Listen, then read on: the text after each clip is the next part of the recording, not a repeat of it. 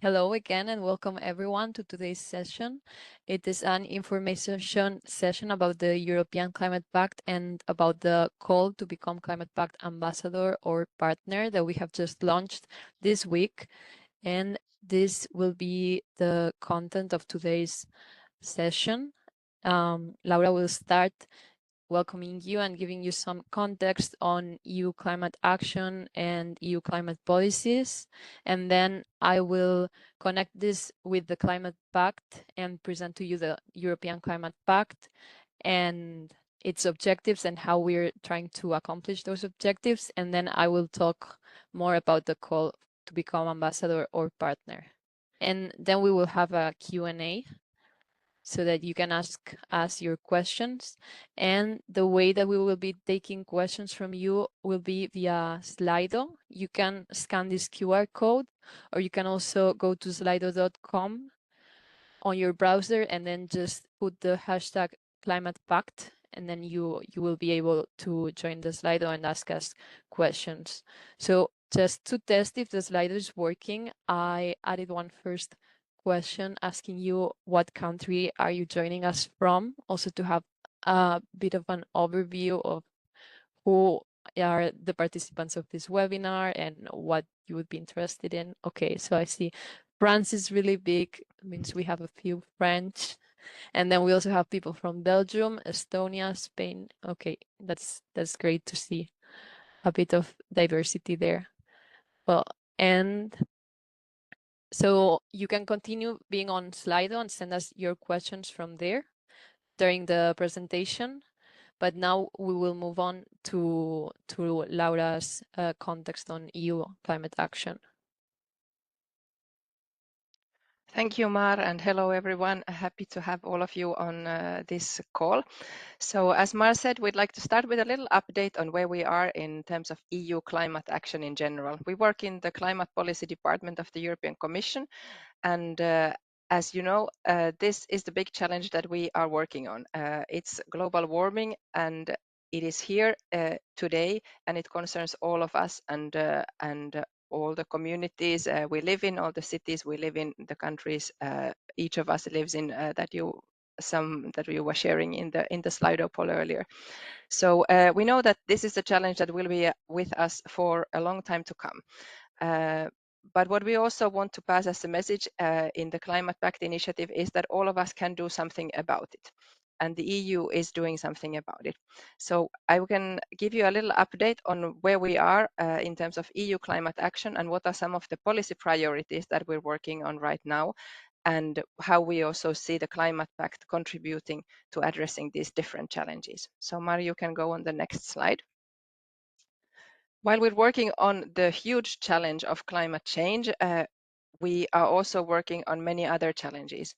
And this, as you know, is a constantly moving big puzzle where we are facing more and more challenges in terms of geopolitics, in terms of the economy, in terms of cost of living for citizens, in terms of global competition that the EU is facing both politically and in terms of our values and in terms of our economy.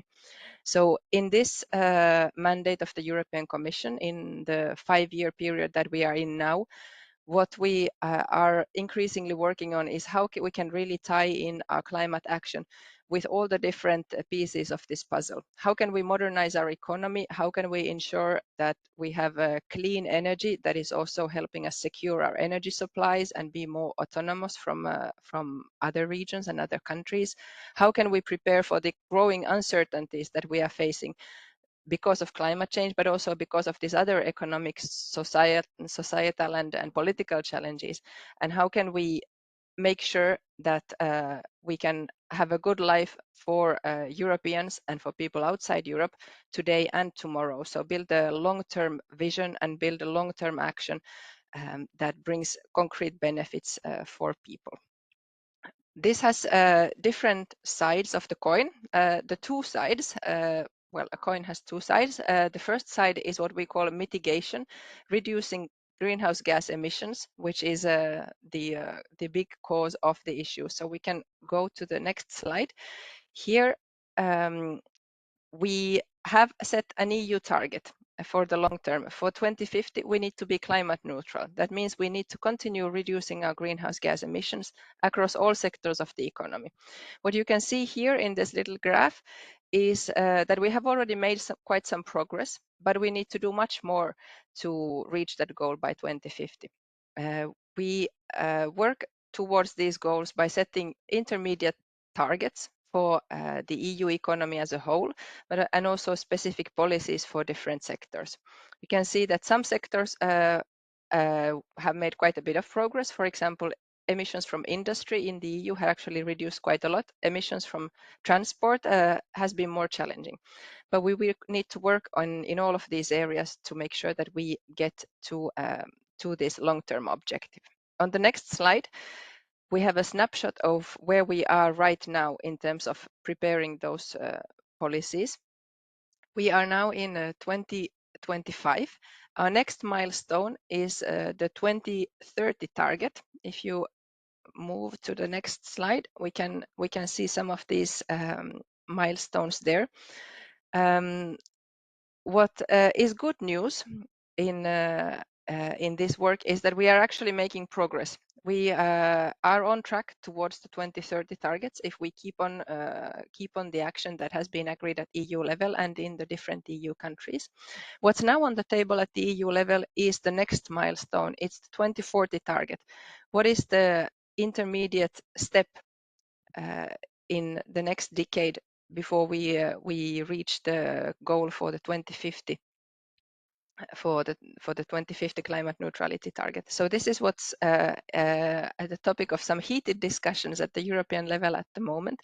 But what we know is that we are keeping this course of action, and we are continuing to reduce greenhouse gas emissions at the EU level through various policies at the European level, but also in different EU countries, in cities, in regions, and also through the action of people like the communities and citizens who are involved in activities like the Climate Pact. And Mar will give you some examples later on. The other side of the coin is that the climate change is already with us, and the impacts are already here, as we have unfortunately seen also this summer in terms of the forest fires and other climate hazards that we are facing. What we know is that Europe is actually very vulnerable to the impacts of climate change. This, the first sentence on this slide is one of the outcomes of the European Climate Risk Assessment that was done last year by the European Environment Agency. And one of our big priorities for this and next year is preparing the European Climate Adaptation Plan. That is the policy response. It's about setting the framework and improving the framework for making Europe better prepared for these climate risks. So this is a big piece of the puzzle that will be a priority in the next years. You can move to the next slide. And what this adaptation plan will look at, and also what we are doing in terms of our policies for emissions reduction, is really an approach that aims to engage the whole of society. So that goes from big industry to our transport networks, to our energy production, to our buildings, to the various infrastructures that we have in society. But very importantly, it also includes the people who are working on these things and who are running communities, who are deciding on how their city will develop, who are deciding how they can improve their homes, who are deciding how they educate our children. And this is really where the Climate Pact comes in. It's the aspect of people and communities and how they can contribute to tackling climate change in Europe. And with this very broad challenge for you and this short introduction, I give the floor to Mar, who will give you a glimpse of what the Climate Pact is all about and how you can be part of it. Thank you. Thank you, Laura, for already giving us a snapshot of what the Climate Pact is.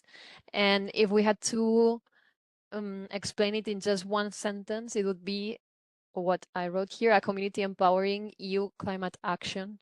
So as Laura mentioned, the EU already has a set of policies that is trying to help us become climate neutral by 2050, but there's a piece of the puzzle missing there, and that is the civil society. How do we make sure that our citizens are also on board with this and are they also want to tackle climate change. So the Climate Pact was created to address that, and it is an oh, sorry, I saw now a message coming about the recording. Yes, this is recorded, and the slides will also be shared with you after the webinar. So as I was saying, the European Climate Pact is an initiative that was launched by the European Commission in 2020, and it is part of the European Green Deal. And with the Climate Pact, we are trying to raise awareness of climate issues and EU action, so what the EU is doing about climate change, but also encourage climate action at community level and across all member states, and connect citizens and organizations so that they can help each other and share best practices of how to address climate impacts or mitigate effects of climate change in all the countries of the EU. And another essential aspect of the European Climate Pact is that it is connecting the citizens with the EU institutions. So with the pact, we build this two-way connection where the European institutions can listen to the feedback of the citizens, and the citizens can also learn more about what the EU is doing about climate change. So now that I explained to you what are the objectives of the European Climate Pact, who is trying to accomplish those? So that would be us, the European Commission Directorate General for Climate Action, but with the help of the Climate Pact community. And the Climate Pact community is composed by different actors. The first one that is organizing the Climate Pact at the EU level and mobilizing it is the Pact Secretariat. And they do this with the help of country coordinators, which are organizations that are helping to create the Pact community in each of the 27 member states of the EU. And they organize activities in each of the countries, and these activities are communicated with the help of public relations agencies that we also work with. And then we have the backbone of the Climate Pact, and those are the ambassadors. They are volunteers who inform, inspire, and support climate policy and action in their local community. And currently we have more than 1,000 Climate Pact ambassadors, and we're still aiming to recruit more with this call that we just opened. So there's that on the ambassadors, and then the partners are similar to the ambassadors, but on an organization level. So they are organizations that share our values and are committed to address climate change and contribute to creating a more sustainable future. And last but not least, in the Climate Pact, we also have friends of the Pact who are people interested in the initiative and who want to support it, but are not ambassadors nor partners.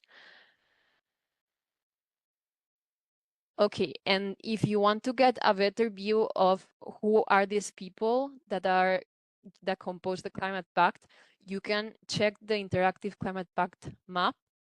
You can find it on the website, but we will also share it with you after this webinar. And on this interactive map, you can zoom in into the place where you live and see what Climate Pact ambassadors or partners are around you, and perhaps even connect with them and see if you can create some climate action together. So now you already know what the pact wants to achieve and who is the Climate Pact, but what are we actually doing in the EU on the ground? Well, the Climate Pact organizes different kinds of activities at all levels. So we have activities in all of the EU member states, as I mentioned before, organized by the country coordinators. And these activities can be citizen engagement activities, like the one in the picture here to the right. This was an activity organized in Belgium. The Climate Pact community hosted a stand at a bigger event, and there they were asking participants to write down in those papers that they're holding their commitment to climate action, so what they can do to contribute to climate action, and also explaining to them about the initiative. So that's just one example of the awareness raising activities that the pact does. But another example are the national events, and that's the picture there to the left. That's the Greek national event that happened this year in June. Every year, all of the countries organize their national event, and in there they bring together, sorry, the Climate Pact community, so the ambassadors and the partners, but also other types of climate interested people, so because it's open to the public, or climate experts or EU representatives, and they have conversations about all things related to climate change. In this case, in the Greek event, I know they discussed climate resilience and how to adapt to the impacts of climate change. And the events are one of the activities that are open to everyone, but then we also have activities that are only for the pact community, but I will touch upon those later. And the pact also organizes capacity development workshops so that people can learn concrete skills that can help them contribute to the clean transition, and other types of sessions. Here I included another example of activities that the Pact did this year. Some of you might know that 15th of July is the EU Day for the victims of the global climate crisis. This day was, we started celebrating this day 3 years ago, and it commemorates the people who lost their lives to climate change, because this is already happening, as you know, across the world, but also in our continent, in Europe. So our contribution as Climate Pact to this day was organizing different activities in each of the countries, depending on what the Pact community or country coordinators thought that was adequate for each context. And here we have two examples. To the left, there's a picture of a mural that was drawn by the Pact community, but also people from the town of Pombal in Portugal. And with this mural, they wanted to commemorate the people who lost their lives in the Pedro Grandes wildfires. So not the wildfires of this year, but previous ones. And to the right, we have a picture of the European Climate Pact community in Spain. They gathered in one of the towns that was affected by the devastating floods that took place last year in October. And there they brought together the people who were affected by the floods, so victims associations, but also scientists, university professors, other representatives of civil society, and they wanted to have an open conversation and try to find ways to support each other, and to also connect these floods to climate change, and show people that there are different actions that they can do if they care about what happened, and they want to prevent this from happening in the future. So that's an example of activities that the Pact does on the member states. But then we also organize activities at EU level. And the goal of those is to bring together the Pact community from all these countries so that they can meet each other, connect, and maybe create some partnerships around the topics that they work on. Here I have two pictures of one example of these EU level activities. And these pictures are from the annual event that the Climate Pact celebrated this year in March. Next year it will be in March as well, if you already want to save the date on your agenda. And in this event, here on the left, you can see two of the Pact ambassadors discussing with Commissioner for Climate Action, Wopke Hoekstra. So this is an example of how we're bringing together the citizens and the EU institutions. They had a conversation about what is coming next for the EU in terms of climate policy. And but the event was not only about these high-level discussions. We also had practical workshops, like the one you can see here on the right. And the workshops covered all types of topics, from youth leadership to education, to how to raise awareness about climate change through art, AI and climate change. Those are just some examples. We had a few more. We had 8 in total. And this event is a great example of a place and an occasion where the Pact community can meet each other here in Brussels. But if they cannot come to Brussels, of course, we also live stream it online. And besides the event, we have other types of activities. We organize monthly talks. We call them community talks, and in this we bring together the Pact community with colleagues from the European Commission, and the European Commission colleagues explain policies that they are working on to the Pact community, and then the Pact community can ask them questions, but also present the initiatives that they are working on related to those topics. So to give you an example, the next one that we will be organizing will be next month in October, and one of our colleagues will present the EU climate adaptation plan. This is one of the biggest climate policies that we as DG Clima are currently working on. And then some Climate Pact ambassadors and partners will present how they are working on climate adaptation in their local contexts. And I think that's a great example of this two-way connection that I described before. But also one of these exclusive activities that are only for the Climate Pact members, and that if you apply for the call and are successful, you'll be able to join. And then another example of is the EU Climate Action Academy, but I will explain you more about that one later. And last but not least, the Climate Pact ambassadors and partners also organize their own activities, because when they join the pact, they commit to organizing at least 3 practical activities to engage their communities on climate change topics. And here you have a few examples of the activities they did. For example, on the right, on the top right picture, we have a climate walk in the Netherlands, where the organizers take a small group of people around the town or neighborhood, and then present to them different places there that represent the clean transition, or how climate change is affecting them, to try to link the climate conversation to their local context. Then in this picture with the bikers here, this is the climate ride.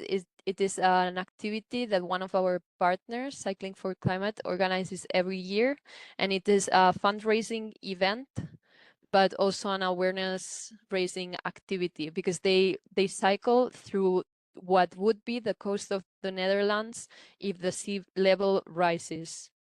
And it's another great example of how to engage people in a more active way. We also have a beach cleanup over here, and one of the workshops that was organized during the annual event that I just explained, because we also ask the ambassadors and partners to organize with us the event. So we give them this opportunity to bring the topics that matter to them to the event. And after, we have a climate workshop in France. So those are a few examples, but of course, partners and ambassadors can organize all types of activities as long as they respect the pact values and are aligned with the initiative. And besides organizing events, we also put resources to everyone. We put them on our website so everyone can benefit from those, because we know that events are not the only way to engage with people. And once you receive the slides, you can click on the links here and discover a few of the resources. But for example, on the Climate Pact website, we publish different articles with practical tips related to climate action, but we also publish scientific reports or guidelines that can help people find the information they need to talk to others about climate change. And one of the key initiatives that we have to facilitate this is the EU Climate Action Academy.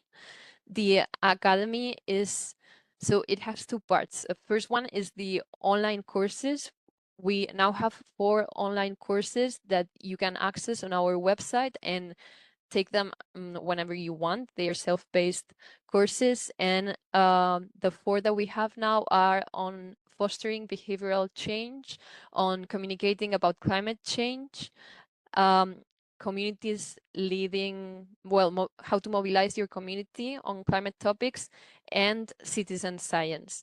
But we have a new one coming up next month. The title will be Youth Climate Leadership Fundamentals. So it is a great way for you to learn how to engage with youth and how to put them on the forefront of climate action if you're a young person or if you're working with youth. And this is open to everyone. So you can already register if you wish to follow. You you will have here the link once you get the slides, or you can also find it on our website. And another type of resource that we have available on our website are the group activities. So if you know that you want to do something about climate change and start this climate conversations in your town, in your city that you live in, but you don't know where to start, we try to give you here some ideas on practical activities that you can do with them. So here are all the activities. So we have the climate walk that I included a picture of before, so you already know what that one is about. But we also have the photo story where participants capture, they take pictures of climate related either solutions or problems, and then they discuss it among each other. And we also have the peer parliament, which is a guided discussion to help the participants reflect on different topics. We have a few guides to facilitate those peer parliaments on topics such as clean mobility, also food and energy consumption, if you work on any of those topics and are interested. And the 2 new ones that we launched them last year are the climate games. So a just more informal way to engage on these topics and make it a bit more fun and light, and the sustainable potluck meal, which, as the name says, is gathering a group of people. Each of them brings a sustainable meal, and it is just to open up the conversation about sustainable food. So if all this that I presented now sounds interesting to you, you can join us. You can become one of the Climate Pact ambassadors or partners, because we just opened our call on Monday this week. And what you need to do if you are become Climate Pact ambassador or partner is here. These are the well, it's very similar, the role of an ambassador or a partner, but the difference is, as I said before, that you're either an individual or organization. So what Pact ambassadors or partners do are they lead by example and showcase to their communities how they fight against climate change and how they take environmental action. They try to inspire others. So that's why we do all these activities, because we think it's an effective way to show others that they can also do something about climate change. If you become a pact partner or ambassador, you can connect with the others in the community, and it is a great community to be part of, not only because I work on it, but also because we are a very diverse group. In the Climate Pact community, we have all types of profiles, from teachers to influencers to scientists to regional and local authorities. And the conversations that bringing all these people together, the conversations that they can have, I think, are very interesting, because they cover many angles of climate change and how it affects to different profiles, and also how we can take action on all those different sectors of society. And lastly, as a Climate Pact ambassador or partner, you also share messages of the Climate Pact, such as, for example, the message on the EU Climate Victims Day that I presented before, and you participate in communication campaigns if you wish to. So if I still did not convince you, there are more benefits of becoming an ambassador or partner. And the first one is that you get official recognition by us, by the European Commission, and we publish your profile on our website. As I just mentioned, you have access to this big network that will be even bigger after the call.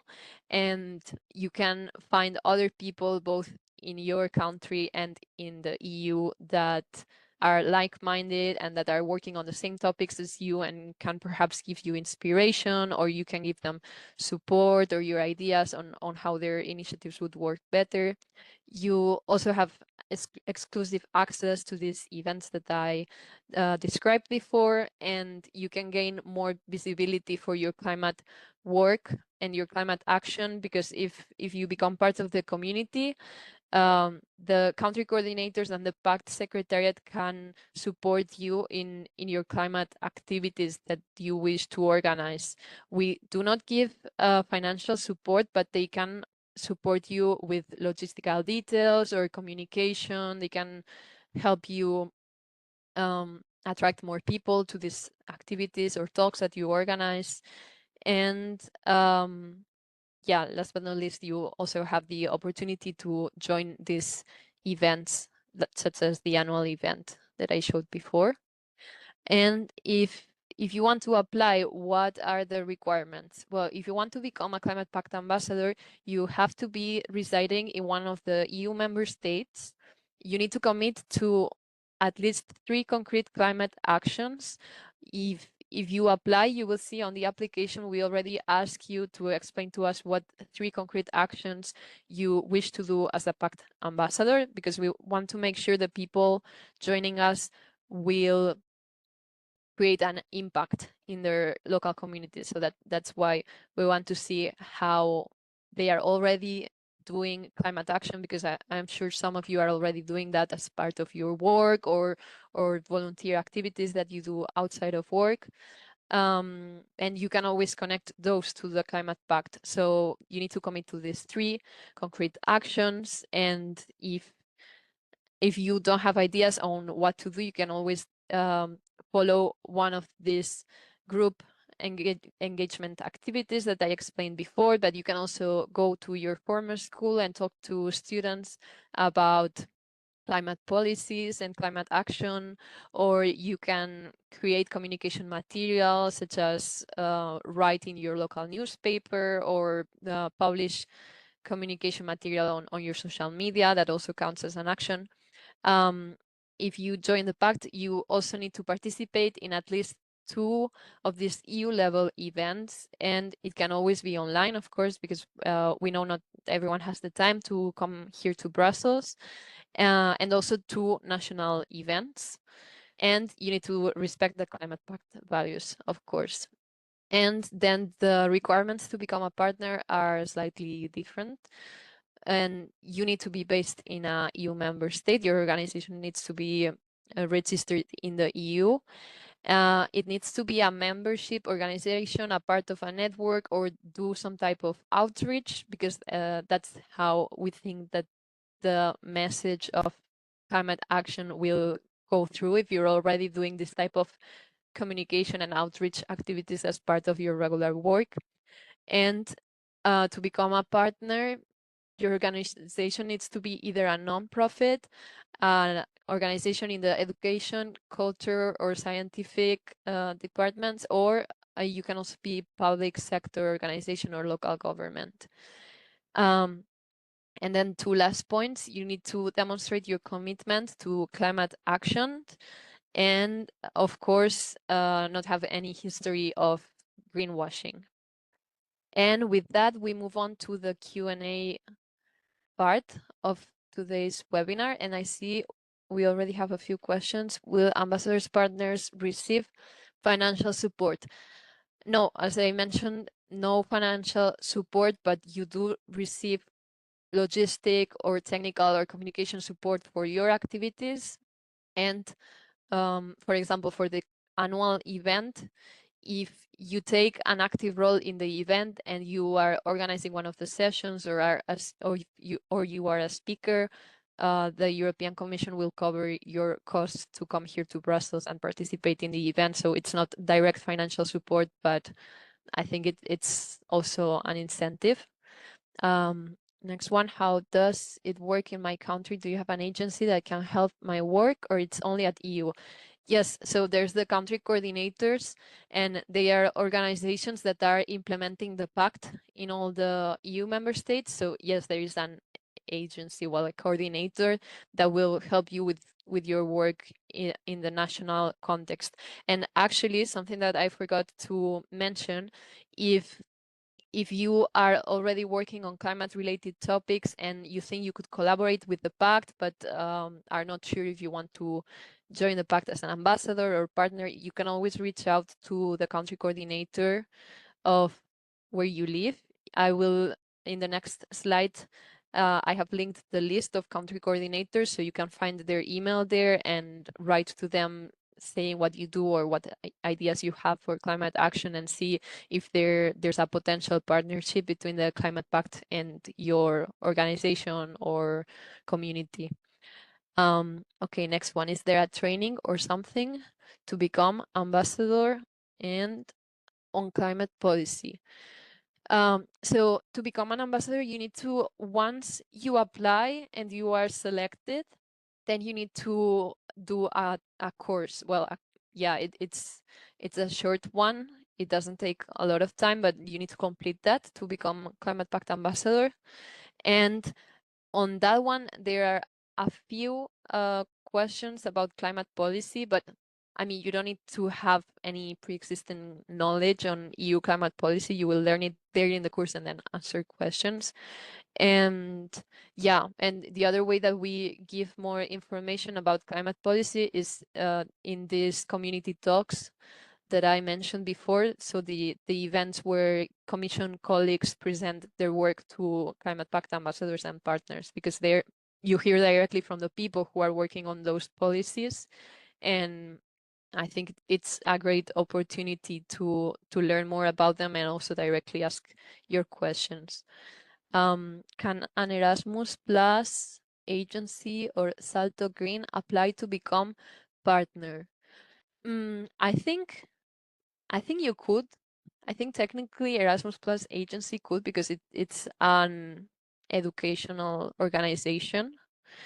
But you can always apply, ask to our email that is partnerships@euclimatepact.eu. Next one, how does ambassador reporting work? So once you become a Climate Pact ambassador, you are appointed as an ambassador for 1 year. And after that 1 year, you need to apply to renew your ambassadorship. In this renewal application, you will write down what you did as an ambassador during that year. So you will describe the 3 concrete actions that you did.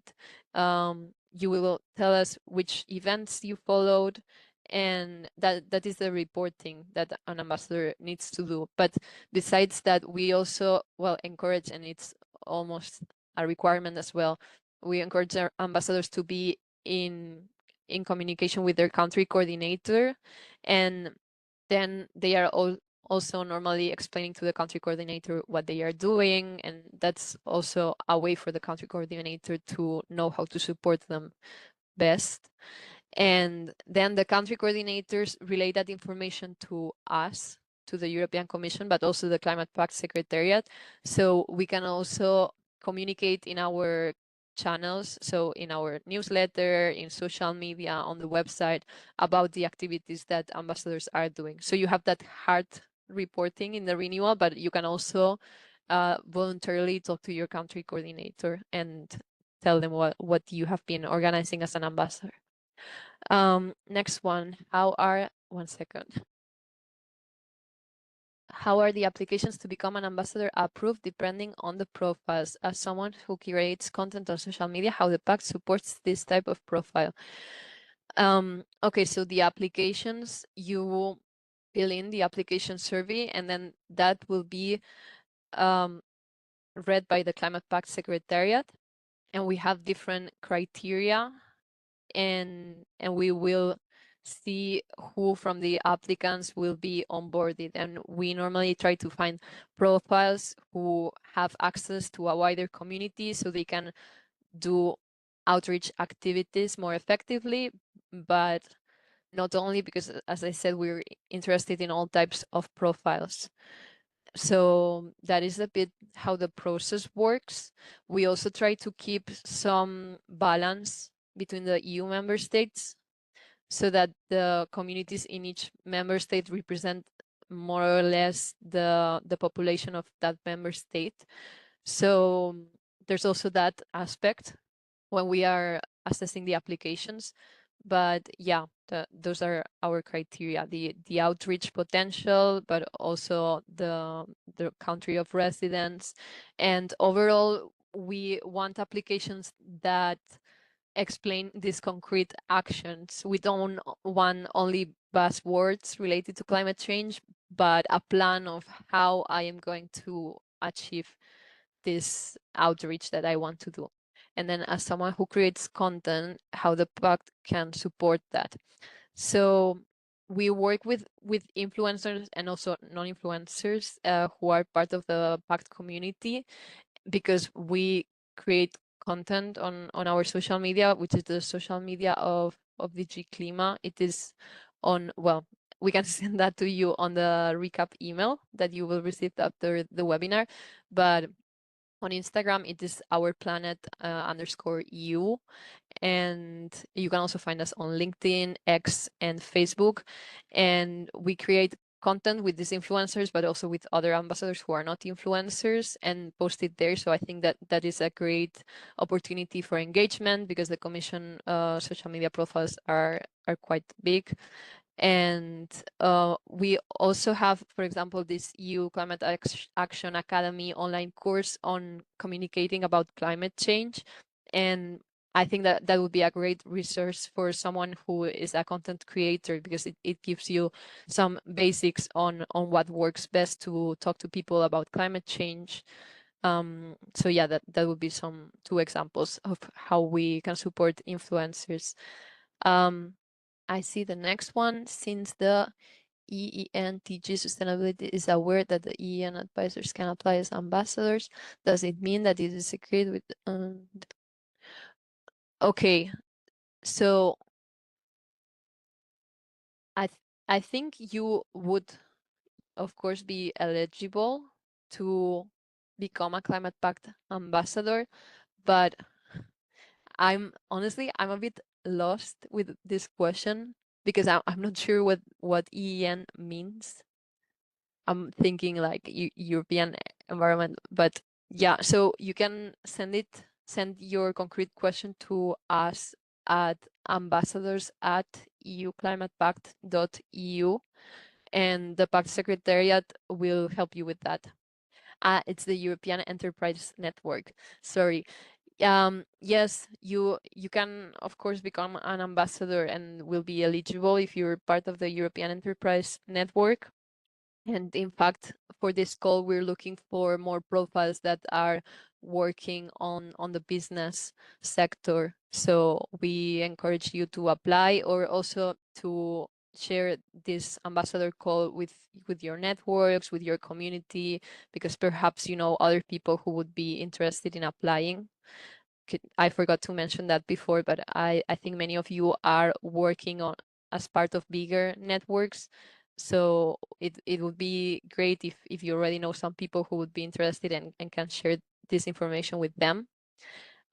Next one, as an ambassador in my own country, do I create content and organize events in the national language? It depends. Honestly, it depends on the country, because here, well, I am based in Belgium, and here in Belgium, it is a special country in terms of the national language, because there are 3 national languages, but then there's a big international group as well in Brussels. So in Belgium, Climate Pact ambassadors organize events in English, but also in French and in Dutch. Then in other countries, they also organize events in English, or the country coordinator communicates with the ambassadors in English, because there are many international people there who do not speak the national language. So if you're if the case is that you do not speak the national language, you can still join the pact in the country where you live, because part of those events might be in English, but honestly, it varies depending on the country. So yeah, I think you would still have a chance to join the pact. And of course, all the EU level events are always in English, so you could of course follow those. Is there, well, as an ambassador? No, okay, that's the one that I replied to. Is this mandatory course only available in English? Yes, the course is available in English, although for the applications, when you apply to become ambassador, you can also fill it in your own language. However, we know when we're doing the assessment, our secretariat might not have someone who speaks that language, so some details might be lost in translation. That's why we would rather if people fill it in English, but it's not mandatory. But the course is, yeah, it is in English. And to be a partner, does our network must be a European one, or could it be a national one, or both? Okay, that's a great question, because it's both actually. um in depending on the network, we might be interested on one of the national partners of that network, or the European umbrella organization that is bringing them together. But I think both can have a space in the pact, and we currently have examples of both. One of our partners is the European Youth Parliament. We started having the Luxembourg branch of the European Youth Parliament as partner organization, but then they thought actually having the EU organization of the Youth Parliament would make more sense. And then the European Youth Parliament, so the umbrella organization, is the one that joined us. But both can have a role in the pact, because it is great for us to have bigger partners that have a very established outreach network, so the European ones. But we also want those organizations that are on the ground, that are working with citizens that the EU institutions do not normally reach. So yeah, you could apply as both the European or the national. Is there remuneration for, well, okay, I think it was if there was remuneration to attend the events. So as I said before, for the Pact annual event that takes place here in Brussels, if you're taking an active role at the event, your expenses would be covered, but that is the remuneration that you would receive. And in the case of national activities and events, you can receive support, but not remuneration. So no financial support, but logistical, technical, and communication support. I understood there isn't any budget to support the activities developed, but if we organize some activity with another funding related to climate pact in its content, may it be included in the activities proposal? Yes, of course. If even if the activity is under another program as well, or funding source, it can also be a climate pact activity, as long as it is an citizen engagement activity related to climate action or climate change. It can be considered a pact activity, and you can use all of our communication materials, for example, like the Climate Pact PowerPoint with our visual identity, or you can put the logo on the activity poster invitation, so that it also gives the activity a bit more of recognition, and it connects it with the European Commission. So yes, you could still include it in the proposal. And well, I think with that one, we have answered all of your questions. Yeah, so one last slide from me. Oops, sorry, give me 1 second. There we go. I wanted to give you a short recap because I know I shared a lot of information with you today. But 4 main points if you're interested in the Climate Pact. First one, apply to become an ambassador or partner. You have until the 15th of October, 1 month, or spread the word and send this information to others who might be interested. Second one, you can already register for our next EU Climate Action Academy webinar. And there you can get a taste of the activities that the Climate Pact organizes and see if this is something that you're interested in. Although it's on the same day that we finish the call, so I would say you can already apply and then also join the Climate Action Academy webinar. If you're interested in connecting with the Pact community in your country, you can reach out to the country coordinator. On the slides, you will see the clickable link for this, and save the date for our next European Climate Pact annual event. It's still very far away, but it will be in March 2026. And similar to this year's one, we will have sessions organized with the Climate Pact community, and that can be your chance to join us here in Brussels and meet other Climate Pact community members, but also EU policymakers and legislators. So, and last but not least, you can subscribe to our newsletter here on this QR code, and there you will always be alerted of all the new activities that the Climate Pact is organizing, such as the climate action webinars, or maybe events in your country. We also cover those, or activities that we have already done in different countries, communication campaigns. So join the newsletter if you want to follow all of those. And thank you for joining us today. And I hope we'll see your applications coming in.